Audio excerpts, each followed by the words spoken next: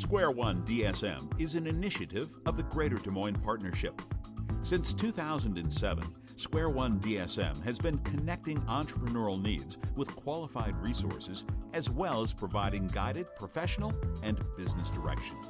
Square One DSM helps entrepreneurs maximize their successes by helping them navigate resources, strengthen knowledge, improve skills, form strategic alliances, and secure proper capitalization. To find out more about Square One DSM, visit squareonedsm.com.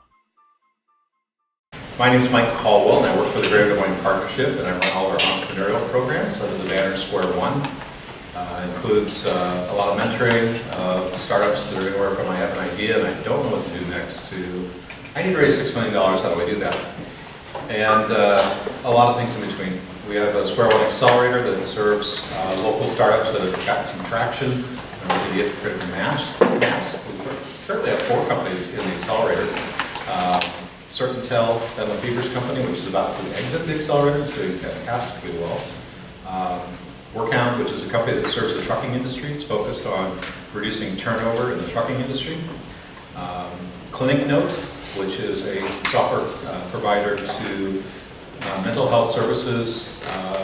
Speech pathologists. I always screw that up. Speech pathologists is a very unique, if you will, electronic medical record systems for speech pathologists. And finally, a new addition to the accelerator is Volunteer Local, which has been around in the community for quite a long time, but it's really starting to take off and grow. So those are the 4 companies that are in there now. We're always looking for new applicants. If you know somebody that is at that point of having some traction and trying to make it to the next level, that's what we focus on. I also run Plains Angels with Tej Dalman, and it's been in place now. I think we're coming up on our 4th anniversary of Plains Angels, which is great. It's easy to start an angel group. It's hard to keep it going. They tend to die off in year 2 and year 3. So if you can make it 5 years, you usually are okay. So thank you to all the angels who participated. If you know anybody that is an angel investor that wants to be involved with the group, welcome to about that. A couple of announcements. First of all, next month we're having a very special event called Accelerate DSM. It's on May 18th. And as many of you know, EntreFest over in Iowa City, which was an amazingly wonderful entrepreneurial festival. It's done every year. I think last year they had 1,000 people there. This is back in your home area. And it's just probably the best event in the state. And we used to all go over there on buses. And for some reason, it's no longer going to happen, at least this year. I don't know what next year holds, but this year didn't happen. We had planned to have the Global Insurance Accelerators teams do their final pitch at EntreFest. And it turned out we can't do that. So we created an event. It happens to be on May 18th. It starts with startups or the 1 million cups in the morning. There'll be a keynote speaker that'll be announced on Monday, actually maybe Sunday in the paper. Pretty good keynote speaker. We'll have some roundtables for people wanting to get advice from various, I think we're going to have 12 roundtable topics. We'll have a noon lunch. We have startup stories over lunch, and Todd Stoken, who is sitting right over there, is our speaker. He's the CEO of Bird Dog HR. We'll be doing startup stories at that event. We will have all of the Global Insurance Accelerator companies do their final graduation pitch. There'll be investors in the room. That'll go from 2 to 4, I think. Then from 4 to 5, we have an investor panel. It's pretty interesting investors coming. It'll be not just investors, but people who have taken significant amounts of money. Kind of a mix. And then we've gotten the startup drinks and tech brew to combine forces. And there's a free party afterwards from 5 to 7. So it's a whole day. I think the admission's all $20, so it's really not that expensive. If you're a student, it's $10. And if you just want to come for the afternoon GIA pitches, those are free. So please put that on your schedule. June Startup Stories looks to be really fun. We have Brad Dwyer. How many of you here know Brad Dwyer? Brad hasn't been in the country for a while. I think he left country last September and has been doing a world tour, which is kind of cool. But he's also been running his company, Hatchlands, every day from wherever on earth he happens to be. And if any of you have ever read books like The 4-Hour Work Week and all these how to remotely manage your companies, we're going to talk to Brad about what it's like to manage a company while being a vagabond, going from place to place to place. By the way, he went into North Korea just because he could. So, okay. Just to give you an idea how truly insane this man is, he went into North Korea. Hopefully he didn't try to steal a sign. That would be so Brad's in June. So those are our events coming up. Applications for Plains Angels are due by the end of the month. Pretty good ones to pitch in May. So if you know somebody raising capital, we're looking for one more. I think we have one that looks really good right now. We're looking for one more. So with that, I think we'll get to today's program. Ben, thank you for coming. I appreciate it. It's Ben O'Connor, Higher Learning Technologies. And I wanted to start with, if you would, just tell people what it is, and more importantly, how did you get going? What started all this? Because you guys are a long ways down the road, we'll get there. But what started? What did you do? How did you start? So we're an educational company, primarily mobile app software. So you can find our apps. If you take out your phone, you can find them in the App Store. We focus primarily in test prep, but we've over the past year or so started to kind of broaden our horizons. We really started in health sciences, and it started about 4 years ago. Me and my co-founders were in grad school. My co-founder and CEO, Alec Witters, was in dental school, and he was studying for his licensure exams, and everybody used the same paper flashcards, a big stack of paper flashcards that everyone bought for like $300. It was just, you know, everyone's just lugging around these things. I was like, okay, my phone's the same size as a flashcard. Why am I lugging around this, 100-pound stack of flashcards that cost $300? And he actually contacted some of the big names in the dental industry and said, like, hey, you should make a mobile app out of this. And he got the same response from everyone. It's a dumb idea. We have a website, and no one really uses that. Why would people use our mobile app if we made it? So after trying and failing to get other people to do it, we thought, well, let's try it ourselves. So we started working on it, and it was kind of a side project while we were in school. And next thing we know, it was something that we were interested in, and I think it was at the end of summer of 2012. We kind of realized, like, hey, I think we have something here, and so we put school on hold or dropped out of school, whatever way you want to look at it, and decided to pursue it full time. And I wouldn't recommend everybody do that. We were kind of crazy because we actually dropped out and took the plunge before we even had a product out. We didn't even have like a prototype. We were still working on it. It was probably a foolish thing to do, but I guess in hindsight it worked out right, so I guess it justifies it. So when did your product first hit the market? When was the first product in the market? So our first product was for dental students to study for their licensure exams, and that came out in November of 2012. We gave it away for free to a lot of students, specifically at the University of Iowa, but then we tried to just get it out there. Give it to random students all across the country for free. We figured if one or two people were using it at their school, then they would spread the word, assuming that they liked it. We didn't get a lot of revenue right away. The size of the dental market's fairly small. There's not a lot of dentists out there, not a lot of dental schools. So, one app for one specific thing in such a niche market is not a big money maker in itself.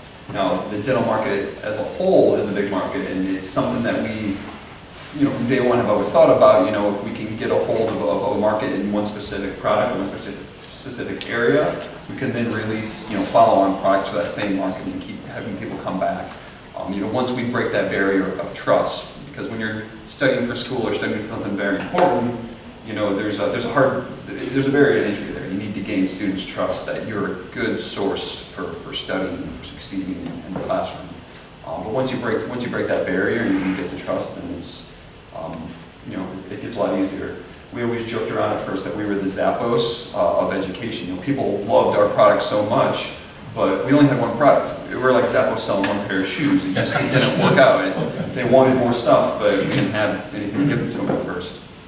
So did you just start building more product? Did you raise money? How did you said you didn't have a lot of revenue at first. I'm assuming you didn't just bootstrap it. I don't know, you didn't. But tell us how that progression went did you raise a round? How did it go out? So we were fortunate. One of our co-founders' older brother was an entrepreneur and owns a construction company in the Coralville area at Iowa State Coralville. So he gave us a little bit of seed money. It wasn't a lot. It was enough for us to basically survive for the first 6 months. And that was definitely a leap of faith on his part. I think he was assuming it was just going to be lost money, but he had some faith in us. So that helped a lot. And we were fortunate because that's more than what most people start with. But the revenue certainly wasn't coming in at first, so we decided we had to develop more products. So we went into the nursing field. A lot of nurses graduate every year. 8,000 dentists graduate a year, about 160,000 registered nurses graduate every year. So big market size difference, and similar target market. It's hardworking people. It's health science. So fairly similar demographic, but. So we moved into that, released our nursing products in April 2013. So that was about 5-6 months after our dental products. And that's what really got us some traction and really reinforced the idea to us, because I took off right away. We were getting, I think the first month it was out, it made over $10,000, which for a large company that's not much at all, but for you guys, we're like holy crap, we're rich. And of course we're thinking we're going to be billionaires like next year. It's good to dream. Yeah, absolutely. All right. Well, I'm still young, but back then we were very naive, and I think our naivety actually was beneficial, because I don't think we would have dropped out of school. I don't think we would have put everything we had into this if we weren't overly naive about where this was going to go. That's interesting, because I hear a lot of people say that. I was really naive on the first one I did. I had no idea what I was getting into, and that probably saved me, because I probably would have done it. And it's funny to think that a lot of startups, people that did the startups are that way. They didn't go into it. You read about what Bill Gates was like when he was 16 and 17, and he says the same kind of thing. And just go and just do it. But it's the learning along the way and not killing yourself. And learning faster than death catches you. Absolutely. Yeah. We were pretty fortunate in that regard that we were in the health science field in grad school, so we, for years, just all we did was learn and read. Now it wasn't about business, but same concepts. It was, we learned how to learn, and we did it very well. So in the last several years, we have now shifted that focus to learning everything we can about business, about entrepreneurship. Just constantly reading books. I listen to Audible all the time about entrepreneurship, about business. That's why I enjoy driving here, because it gives you a good 4 hours that I can listen to a book on business. Are you gonna buy tires before you go home? I'll have to look like that. I was telling him my tires are completely bald, so it started raining, I had to slow down quite a bit. Yeah, the CEO of my last company, this guy was a VC. He put $10 million in our company and took it private. Raised $100 million to take it private. And he shows up, he's from New York City. He drives a used Taurus into our building, and that's what he drove every day, was a used Taurus. He was a very wealthy guy. But he had no concept of car maintenance. And we would have to tell him, you need to put tires on your car, the cords are showing. Did you change oil? He was so focused on everything else. But the business, the car. So is that you, or are you that focused, or are you just not doing tires? I'm just not doing tires. Okay. I'm not quite like that. My co-founder, Al Quitters, is certainly like that. Is he? He needs somebody to take care of every aspect of his life, because he's so focused on our company and our business. And that type of focus is amazing. I mean, it is. You hear that similar trend with a lot of big entrepreneurs. Yes. Steve Jobs, a lot of these people do the same thing. Steve Jobs owned an empty house. He didn't buy any furniture.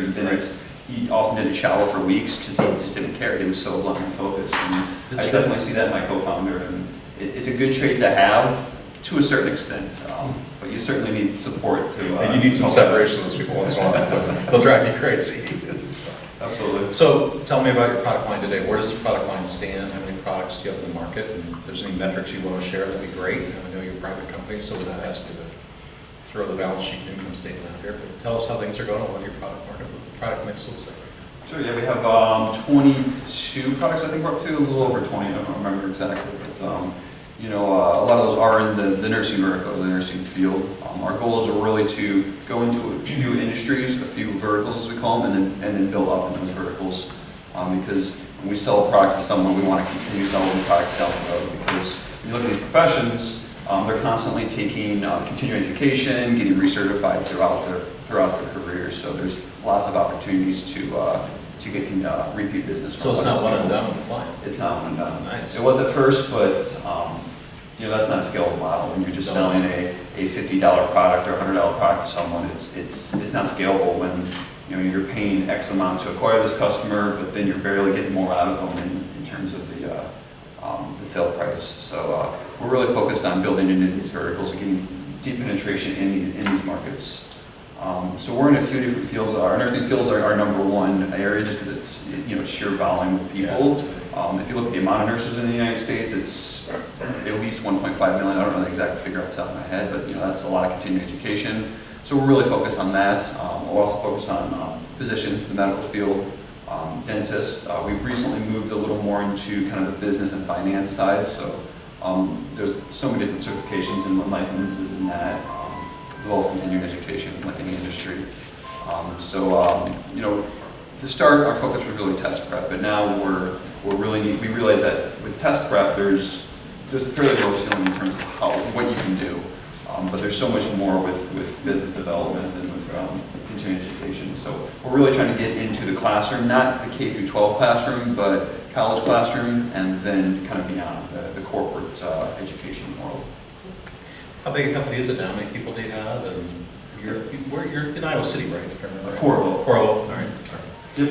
So we're pretty fortunate. We're located on the University of Iowa Research Campus. We're in a university building, which is phenomenal because it's got the fastest internet in the state, and it's a nice facility. And but we have 45 people now, about 40 full-time equivalents. I would say about 30, a little over 30 of them are actually in Coralville, and we have 15 or so kind of scattered across the country, different locations, some in development and some specific subject matter experts. Like we have a nurse that works for us that writes content. She lives out in New Hampshire. And, the virtual world. The virtual world, yeah. We even have a developer that lives in Costa Rica. So it's, especially with software development, you know, a lot of, I mean, there's a lot to be said about being in the same room and collaborating, but at the same time, in terms of just focusing on, just putting your head down and focus, it certainly can help sometimes. You know, I used to program a long time ago, and I have to tell you, that was the big thing, was leave us alone and let us code. Because it was like, you get meeting to death, and everyone to collaborate all the time. It's like, that's great, but when do I get to work? And so there's a balance in there. Absolutely. It really is. I hear that a lot from engineers. Yeah, well, it's true. I mean, and you can't let them just be locked away all the time either, because they'll build stuff you don't want. Which we're good at. We're really good at building stuff you don't want. You let us loose and we'll go. But no, it is interesting to need to focus. So from 2 in 2012 to 45 today.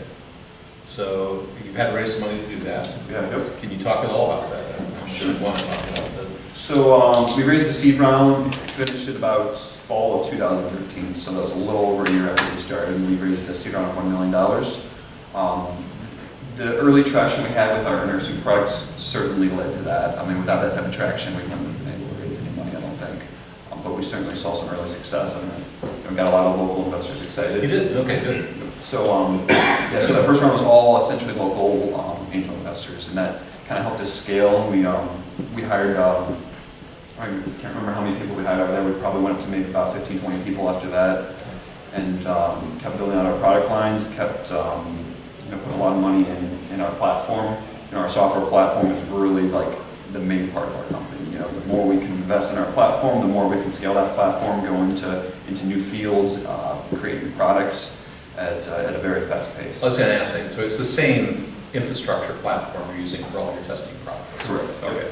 And it's pretty easy. You know, if you gave me like educational content, say you have a textbook for some subject, you could hand me the content, and then we would do a little bit of editing just to make it more mobile friendly, but we essentially plug it right into our platform and create an app within a few hours.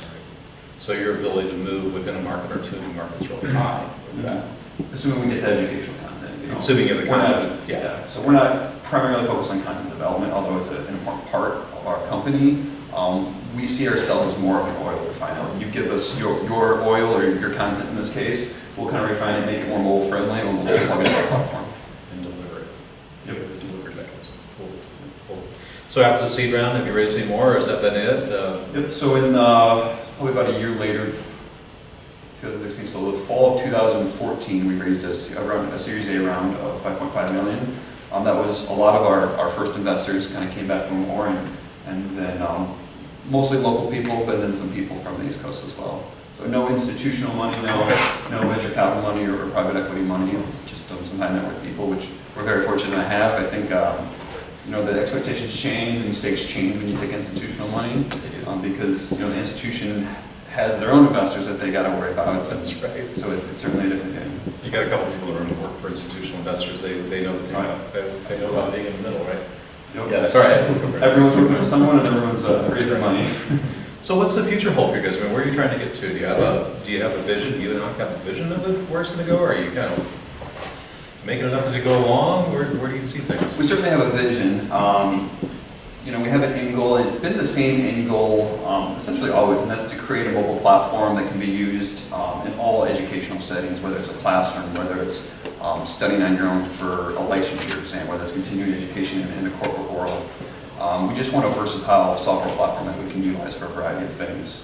Now, over time, the road to that sort of end goal has certainly shifted and changed, but for the most part, sometimes I'm kind of shocked actually how much we've stayed on that goal. we're always reassessing it, we're always considering other kind of alternatives and pivots, but we've been fortunate enough that, we've always had good signs in the direction that we've gone. So we've been around for about 4 years now. We have kind of a 5-year plan of where we want to go, and that's really, continuing to go deeper into the verticals that we're in, also expanding to new markets. But there's a certain untapped part of our platform that we haven't even really addressed yet, and that's leveraging the data, the user insights that we get. If you use our platform for studying, we can tell you a lot about what areas you're good at, what areas you're bad at, what your studying habits are. This is a lot of data that we're collecting that we haven't really utilized yet. And schools really want this data, employers want this data, even the students want this data, just because it's useful. You can make actionable decisions on this data. And it's something that we serve it up to the user in the app a little bit, but there's, like I said, it's another business model that we haven't done yet, but we certainly want to go in that direction. Interesting. Well, that'd be an interesting way to do a partnership too, when you think about it. Absolutely. Having that is one thing, making it useful is a whole other case. Absolutely, yeah. So you and your partner, are you in two very different roles in the company? Do you collaborate on everything? Do you separate, divide and conquer? How do you guys run the company? Definitely divide and conquer. So I'm the CFO. I handle finances and accounting and HR, things like that. My partner is much more of an extrovert. He loves collaboration. He loves talking. I'm more of an introvert. I like just sitting down and I make you come over here and talk to the group, right? Yeah. Okay. So I'm not an extreme introvert, but I'm definitely on that end of the spectrum. So, we're fortunate. I've known Alec, my one co-founder, I've known him since first grade. Our other co-founder, Adam, I've known him for about 15 or so years. So before we got into this, we really knew who each other were. We knew what we were getting into, which certainly has helped us, because every time we hit a speed bump, it's like anything they do doesn't surprise me, I guess is what I'm trying to say, and that's a good thing, definitely.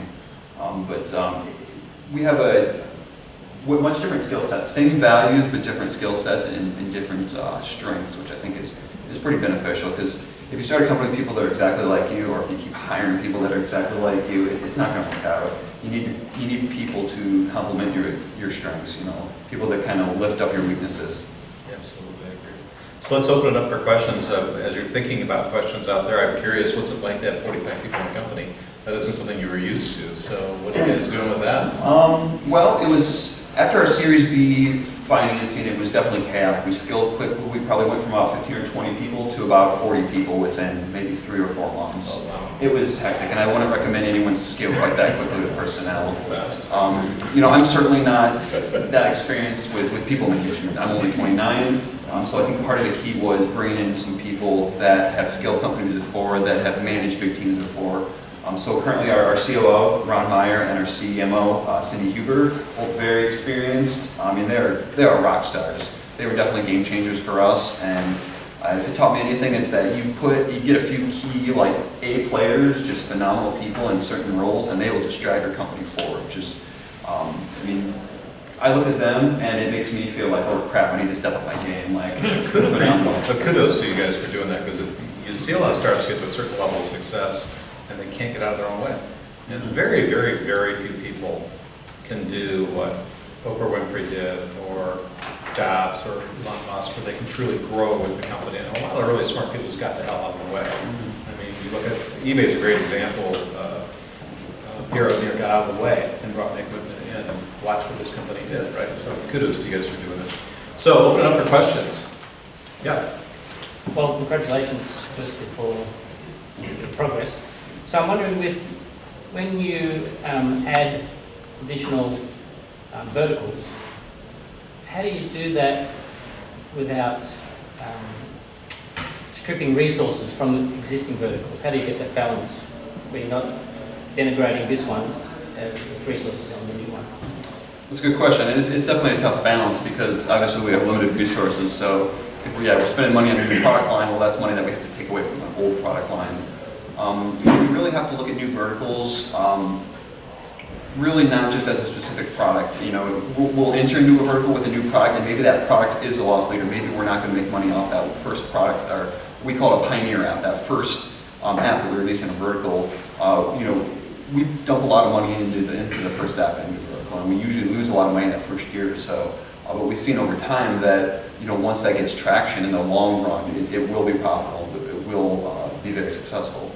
And it's just one of those things you kind of have to, it's tough to dump money into something and know you're going to lose that money. Well, not really lose, but you're not going to make a profitable product in the first year. So it's an illiquid investment. Yes. That's tough to swallow at first, but if you have a plan to how you're going to release follow-up products and how you're going to get that market penetration with other things, and just stick to the plan as long as the data tells you to keep sticking to the plan, then it makes sense. But I don't know if that answered your question. It's a tough balance to figure out, and certainly make some errors over time. And you've got to suck and see, I guess. What? Suck and see. Yep, exactly. Yep. Are you basically founding this on sort of a first one in the space type of model, or did you, what's your competitive moat, I guess I'm asking? Did you apply for any, patents? Did you do anything like that? Or are you just trying to be the first one to build out a robust solution and hope that it works well in the marketplace? Yeah, so patents and intellectual property aren't a big part of our business model. We do have a lot of competitors out there that do similar things.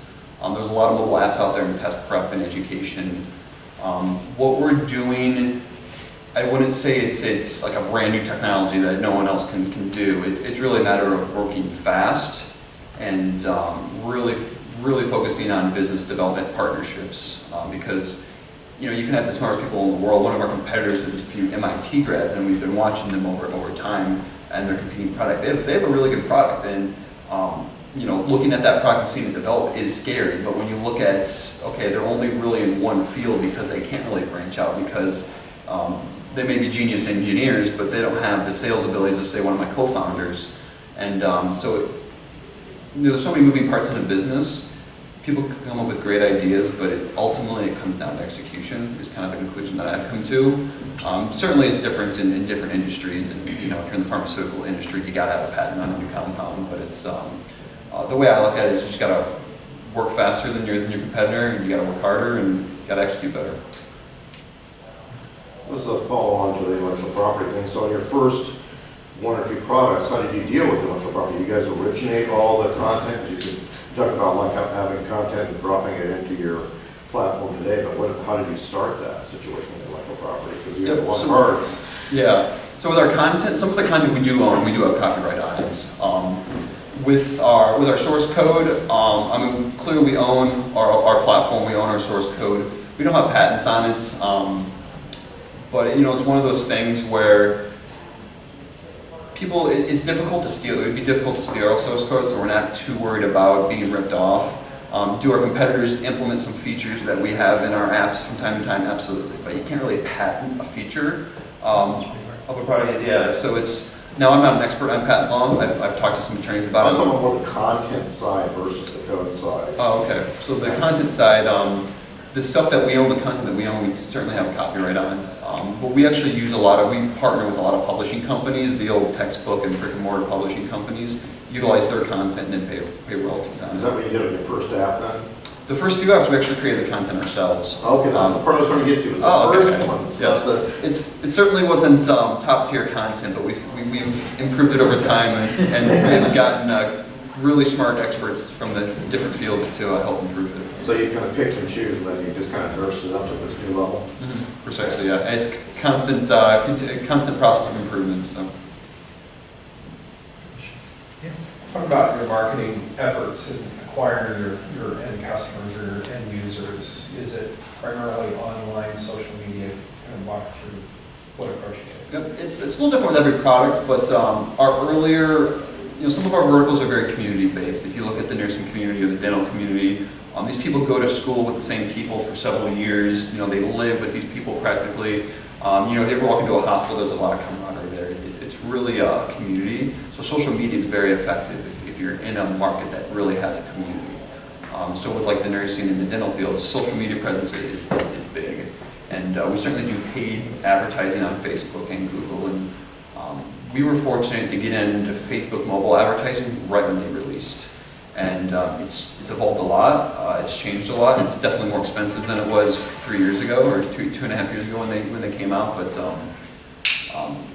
it's one of those things where, just like Google AdWords, that's been around for 15 years, they're constantly changing the algorithms, and you can hack your way around new things they implement, but eventually they'll plug those holes, and you gotta be fast. So we've been fortunate, we got pretty good marketing people. I mean, our CMO is certainly more old school marketing, but we have some young people that are just social media geniuses. Like I don't know, I don't understand a lot of that. I'm not a marketing person, but so I guess in summary, we do primarily B2C advertising at this point.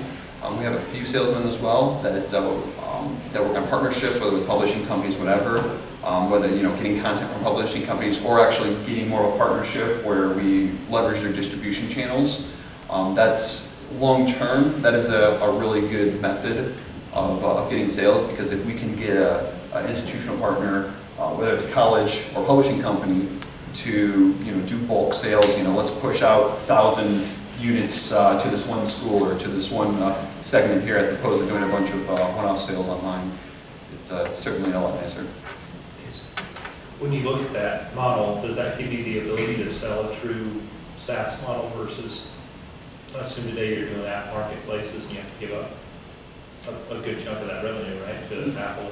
Yep, so Apple and Google actually do charge a commission. For every app you sell, they take 30% of the revenue. There's certainly ways around that, and we've, especially over the past year, really increased our efforts. A lot of our advertising, we point people to our web platform, and then we can process the payment, and then it's 3.5% credit card fee or whatever. That's certainly a lot more attractive than selling through Apple and Google. Over time, we've increased the amount of institutional sales we've got, selling directly to the schools, and then they distribute to the students. In that situation, they pay us directly. We give them, we just create logins for them, and they can just log in right into the app and get all the content. So there's certainly ways, a lot of ways you can bypass that app store payment system. I think long term, we certainly want to move away from processing the payment within the app store, but I think the app store itself is going to change in the long term. Just over the last year or so, a lot of segments in the App Store have become free to publish apps in the App Store. That's kind of the news, media, things like that. I think they're going to have to broaden that into all parts of the App Store eventually. Because if you look at any online marketplace, nobody charges 30% just to sell products, at least in the online world. It's interesting you brought that up, because I have the same feeling. There's a lot of people that have the higher value apps. Mm-hmm. It's one thing to give up 30 cents on a dollar if they're doing the marketing for you, but to give up $30 on 100, that's just a whole different. Yep. And I don't see how they can maintain that long term. If you look at Supercell, who makes Clash of Clans, Clash Royale, they're like the #1 grossing apps in the App Store. They have been for several years. I think they made like $1.5 billion last year out of 4 or 5 mobile apps only. I mean, this is a huge company. I think it's Finland. I mean, I can't imagine making $1.5 billion and paying $500 million of that to Apple or Google. Like that would hurt. I'm guessing at that scale though, they're negotiating. Yeah, I'll bet there's some terms in there somewhere. Absolutely. Do you have a question, Brian? Yeah, thinking back to your first non-co-founder employee, what kind of skills were you looking for, and who was that person? We were looking for warm bodies at that. Good answer. Our first employee actually joined only a few months after we started this, and he wasn't a businessman. He actually also had gone to dental school and was just interested in kind of joining us. So we didn't really have a clear picture of what we needed or what we wanted. We were naive, we were inexperienced, so we just didn't want warm bodies. And I think early on, I think that makes sense, because if you just have an idea, if you're just starting out, it's hard to get really experienced people out there that are making good money, that have a stable job. It's hard to get them to just quit everything, and then just join this startup that could be out of business in 4 months. Right. So it's really, we got a lot of young people. It was 20-something single men with no lives that worked 70 hours a week for very little pay. So that was our first several employees. But we've certainly evolved since then, and it's interesting to see as a company evolves how those people that the early employees evolve as well. Everyone expects to be an executive. When you join a company as a 4th person, or 5th person, you're like, oh yeah, someday I'm gonna be having a huge team of my own that will do everything. It's like, well, it doesn't really work out that way. You hear about the Steve Jobs and these people that create companies, but they grow with the company. They're continue to be the CEO or an executive or a leader in that company 10 years later when it's a billion-dollar company, but That's the exception. that's the exception, yeah. Very small exception. I read a stat on this recently, I can't remember exactly what it was, but it was the vast majority of Fortune 500 companies or companies that go public, the co-founders aren't heavily involved by the time they go public.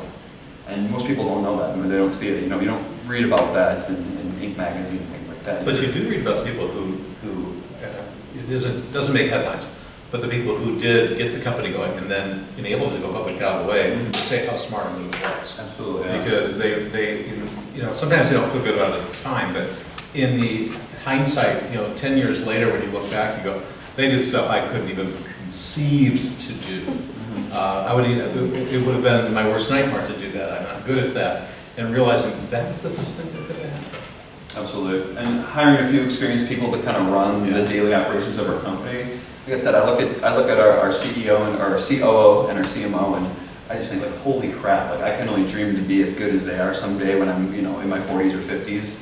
Like they're phenomenal, and like When you're old. yeah, right. I need a lot more experience, but It's okay. in a way, it's like it's intimidating. It's like holy crap! Like I got to get my shit together. Like I work my butt off, but I feel like I got to work harder just to keep I'm up. 55, and as long as you surround yourself with people like that, I still feel that way. There are people around me that just, and a lot of them are your age and younger, I'm like, man, I hope I can do it someone else. So it's not age.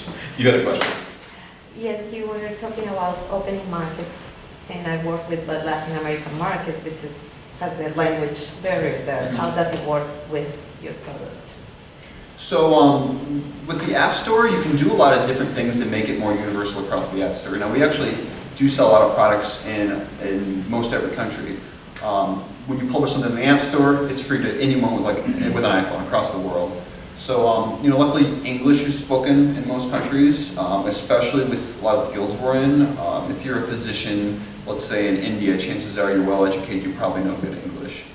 So we've been fortunate enough to get a lot of sales around the world. We haven't gotten a lot in Latin America because of that language barrier, obviously. And we looked into actually translating our nursing app into Spanish. And we made some efforts early on to push in that direction. But ultimately, we realized, we had a problem. It's a similar problem in other countries, and that's the payments. A lot of people in developing countries, our experience specifically is in the Philippines. A lot of nurses in the Philippines, they have, there's kind of a joke that the Philippines' biggest export is nurses because they train so many nurses and they train them up to Western standards that they can't employ them all. So Filipino nurses move all across the world to become nurses. So we targeted the Philippines specifically because we realized early on, like, wow, there's a lot of Filipinos downloading our app. Like, what's up with this? So we actually started pushing advertising and pushing our product more in the Philippines. But after a lot of customer discovery and talking to people, we realized all these people, they have iPhones and they have smartphones just like we do, but they don't always have credit cards hooked up to them. So that payment is a lot more difficult for them to do. And we've seen similar things in Central and South America, in Africa, and India. So a lot of these places we're getting lots of downloads, but people aren't necessarily buying the premium content. Do you deliver in language? Where are you delivering in Spanish and Portuguese? We're not. We looked into it, but it's the monetization aspect is such a big question mark in a lot of these countries that it's not worth that upfront investment to translate, because it's, when you're translating a book that's at a 5th grade reading level, it's one thing, but when you're translating like medical terminology and some of these things, it's an expensive process. That's what she does. I am translate. But I was thinking more like bringing what is already written in Spanish to the application. That's interesting. That would be an easier. That's your free tip today. You need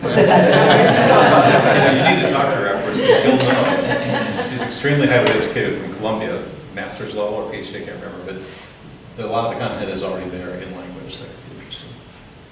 You said initially you just wanted warm bodies. Just out of curiosity, to get the growth that you wanted, to maintain employees that you wanted, did you offer stock or something? How do you get those quality employees? Yep. So as an early, fast-growing tech company, we certainly didn't have competitive pay or benefits. So stock options have always been a big part of our compensation.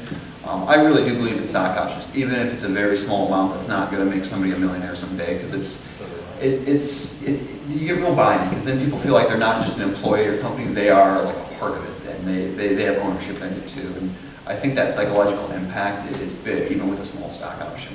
And so, you know, no matter how big we get, no matter how well we can pay people, I think we're always going to do stock options for that reason. Thank you. I would add something to that. The company I was with did stock options, and we did them from our go private on, so when it was non-liquid through going public. And what I didn't understand at first was how valuable they are when things are going poorly. So in my world, most of the people at a professional doer level on got stock options. In fact, most of our line supervisors in our production also receive stock options. Those people were so vested in the company emotionally, not just for financial reasons, but because they were an owner. When things got tough, you could literally pick out the people in the room that had stock options. And the amount didn't matter, whether it was 500 shares or 50,000. That wasn't the difference. But you could see the difference in the way they worked when things were hard. So I think a lot of people think about stock options as a value, and oh, it's going to be great, we're all going to get rich. Well, maybe, maybe not. But I will tell you, it's that ownership mentality from my own experience that when things are tough, we crashed on the market, bad crash, and those people went to work, and they were all in, and it was just amazing. So I agree with you, and hopefully you haven't had to have a downturn yet, but they do happen, and it's good to have vested people when that happens, because otherwise the doors kind of open up, and of course you get pilfered pretty hard by the recruiters of other companies. Yes. With learning, you have people learn differently. Some read, some might experience rich media. So do you include rich media of audio and video? And just an example, I did some insurance exams, and I got some content was audio and video, but it wasn't very well organized. I had to put it into my phone myself. But is that part of your platform? So currently we do have video integration. We only utilize it in a few of our apps, but it's definitely a direction that we're going.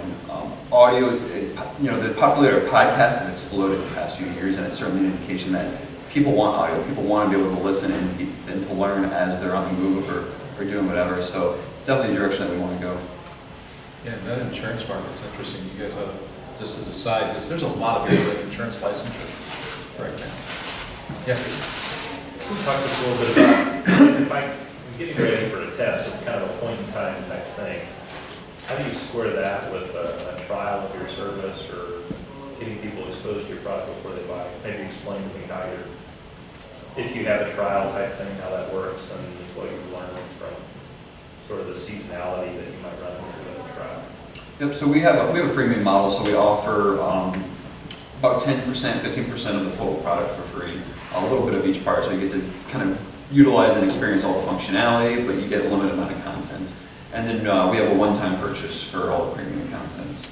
Now just recently we've done a lot of more experimentation with a full trial mode where we unlock everything for just a 24-hour, 40-hour period. And that's certainly a lot better than a freemium model where it's just you get 10% of the product or so. Because then you get to experience everything. People can use the product for several hours and really get a feel for the depth and breadth of the product. Other ways that we're going to kind of change that model, that pricing model, that revenue model is tiered pricing. Every website, everything you go online for nowadays has tiered pricing, and there's a reason for that. And it's something that it's a lower barrier to entry if you have a lower price point. But then there's always going to be people that want the premium stuff, that will pay the premium price for everything, and we want to try to get the most out of those people and give them that premium content that they're always going to want. One time or subscription models for the? Subscription models a little tougher with test prep. Right. When it comes to selling to institutions and doing partnership type stuff and distribution deals with publishing companies, subscription models make a lot more sense, especially with institutions. Whether they generally a yearly subscription in that case, but we have experimented with subscription stuff, and some people are willing to do it. They're willing to pay $10 a month because they're going to use this app and start spending a year in advance. And we certainly do have a lot of people that use our products well more than a year before they take their licensure exam. But a lot of people aren't willing to pay monthly for that long. Let's just say a lot of the test prep that I saw was just my high school student going through ACT stuff was you paid a single fee. So it's like the market was so much for this book, so much for this online thing. It really wasn't a subscription market. And I think sometimes when you go into a market, if you're priced differently, it's challenging to be the different one out there. Absolutely. Questions?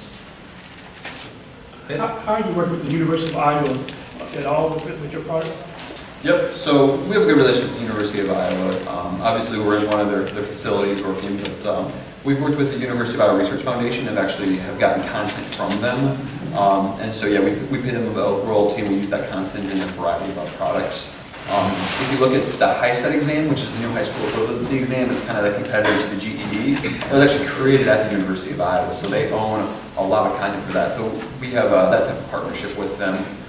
In addition, we're always sourcing the University of Iowa for interns. We've gotten phenomenal MBA interns in the past, and I've actually hired 2 of them already. We just started an engineering internship program. We're going to have 90 engineers this summer, interns, and I would say about half of them are from the University of Iowa, a few from Iowa State. So the university's been phenomenal for us, and you look at their entrepreneurial program, their business school, I mean, there's a lot of resources there that have helped us as well. Yeah, as you say, you get a lot out of your location. That's a strong location. Absolutely, yeah. So I wanted to ask you a question. You're the CFO. You don't have a finance degree, right? Yeah. So tell us about what it was like to evolve into the role of CFO over time. How did you bring yourself, that's not a simple thing to do. So how did you bring yourself up to speed to do that? Just constantly learning, I guess. I mean, it kind of fit my skill set and my personality pretty well. You must like details. Yeah, and I come from a long family of accountants. Oh, good. Okay. I'm the first male in my family not to graduate with an accounting degree or a math degree. Oh, So, wow. it's certainly in my blood, but just constant learning. I mean, luckily I'm interested in it. Like, I have no problem going out and reading a finance book. Like, I find it fascinating. You know, for an early stage startup, I think the fact that I don't have an MBA or a finance degree is actually beneficial, because I'm kind of starting with a clean slate and a clean perspective. You know, as we grow, it'll certainly be a handicap. Maybe not. Can I be a CFO of a $1 billion company? Probably not. I would certainly want to try, and I certainly want to work my way to that. Luckily, I don't have to be that type of person right now, because the skill sets needed and the knowledge needed at our current stage, and you know, if we do become a $1 billion company someday, you know, it's much different. So the goal is just to grow and learn as fast as I can. I like your answers. I think that one of the things I learned over time was whatever you were educated in originally that's not the limit of what you can do. I mean, when I was in college, I hated accounting and finance. I got to tell you, I hated it. And I've actually now written a book about how to do financial modeling. And I have a model I give away, and I do that for a living almost. I mean, many hours of my week is spent modeling company future financials. So I've gone from, oh, I hate this, to I find it, I'm like you, I geek out on it. It's really, really cool. So I appreciate that. Any other questions before we wrap up? Yeah. As you look at the landscape right now, what's the biggest challenge for better learning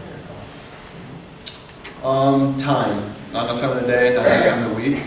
But also from a money perspective, you know, we're a startup that's investment. You know, we have investors. We're not cash flow positive. We're working our way towards that. We will be eventually. But time is always against us because time is money. And the way we see it, I mean, the team we have is phenomenal. I mean, the people we put in place and the way we've evolved the past few years, I feel like our team can do anything. It's just a matter of time. And so, as far as I'm concerned, time is our biggest concern, our biggest battle. Other questions? Yes. You're talking about salespeople. Do they call instructors at colleges to get the required course for the bookstore, and then that way it's a given market for you? So we've done a few different methods for sales. We have a gentleman that we actually just hired recently that's really focused on partnerships, but that's more with the publishing companies and distribution, and well, content, but also distribution. Distribution is the key there, because content's easy to get and pay a royalty, but if you can create a mobile app for, say, like a Pearson for a few of their textbooks, or maybe it's for some online module they have, then they'll distribute that app to massive network of schools. I mean, that's. But it's an instructor determined what they're going to. Yes. Requirements of the class. And so one of our things that we focus on is higher education. When you focus on K through 12, there's a lot more bureaucracy there. You know, you have to deal with the school districts, and they make decisions for the entire district. Remember, it's the principal that's making those decisions. It's a lot slower. So in terms of selling directly to the schools, we've certainly done that with universities, and you know, it's kind of a mixed bag. Some people are just like, oh yeah, we've been looking for something like this. This is great. The students are going to love it. But most of our success has actually have come from our main sales guy that deals with institutions. He'll call them and they'll be like, oh yeah, all my students already use your app. Yeah, of course we want to buy it from you. So it's really that kind of that ground up approach that's been really beneficial to us. So that's one way you're converting them off of the individual Google App Store, purchase 30% margin kit. Absolutely. They Okay, can send nice. a check directly. One check. And then Oh, very nice. that's it, yeah. Nice. All right, well, I want to thank you very much for coming.